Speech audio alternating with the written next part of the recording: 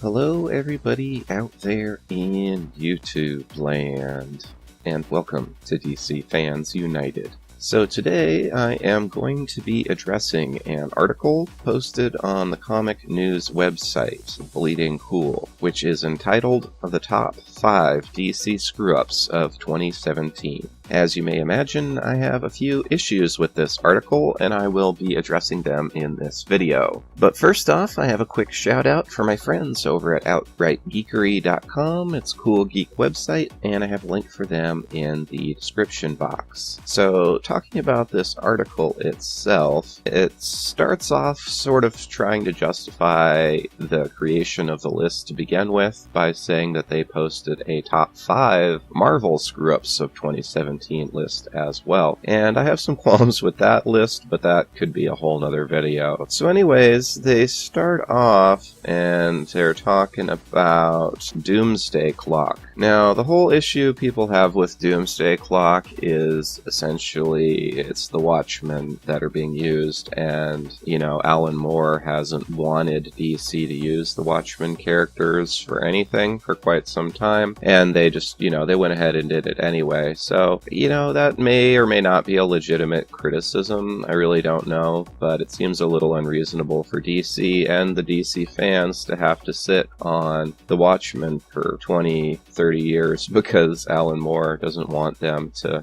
do anything with it. That was the 5th reason he lists. It counts down. So we'll go from that to the 4th reason. Now, this is the thing I really kind of thought was BS. He's talking about, in a very long-winded way, he's talking about how DC Comics lacks diversity. Now, that's just total nonsense. From the characters themselves, you know, we've got a plethora of female characters. You've got the literal embodiment of feminism in Wonder Woman. You've got tons of strong females aside from her, like Supergirl, Hawkgirl, Black Canary, Vixen. You know, you could go on forever on the females, and there's lots of great black heroes too, like Black Lightning and Vixen again, you know. There's all kinds of races of characters, but I think what he's really criticizing is what he sees as mostly white men writing the comics. And I don't want to get into all that stuff and be all political like some channels do, but that isn't even the case, you know. You have, well, I'll just show you here, all these women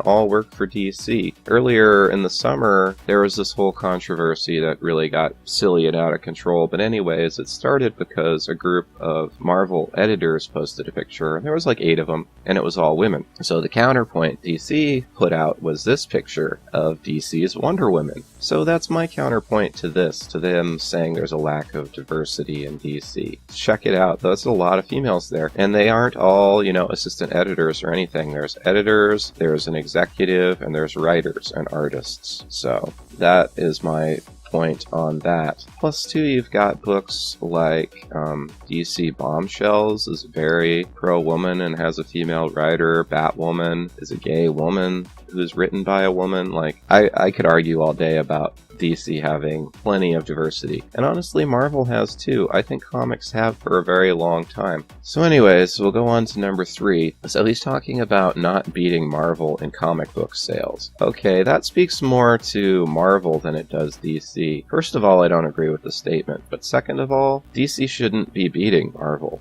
you know, ever. They have always been the second, you know, well, maybe not always, but for all of recent history, DC has been the second biggest and Marvel's been the biggest.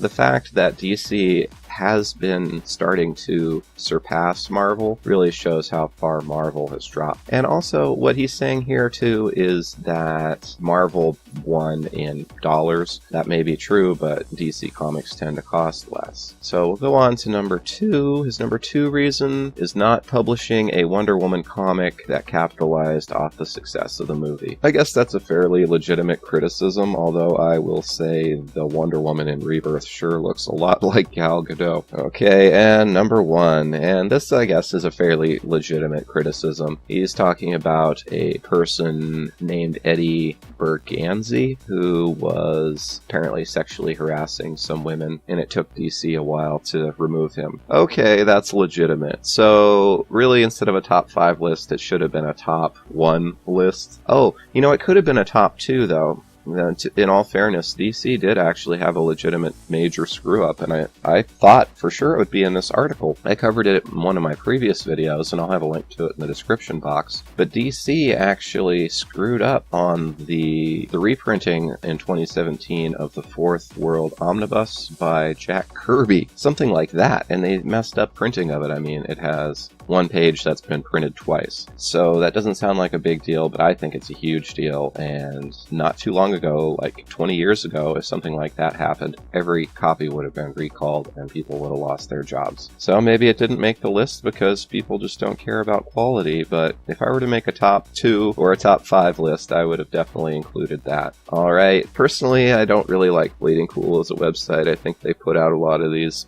top lists and articles that aren't very well researched and are clearly biased. Alright, that's all for now. Let me know what you think of this kind of video. I'll be doing reviews of Doomsday Clock #1 and then Doomsday Clock #2 right back to back. I'll get those out. And then I'll probably be going back to doing reviews of Countdown. Alright, that's all for now. Thanks for watching, and as always, thank you for being a part of DC Fans United. And hey, if you aren't subscribed, why not subscribe?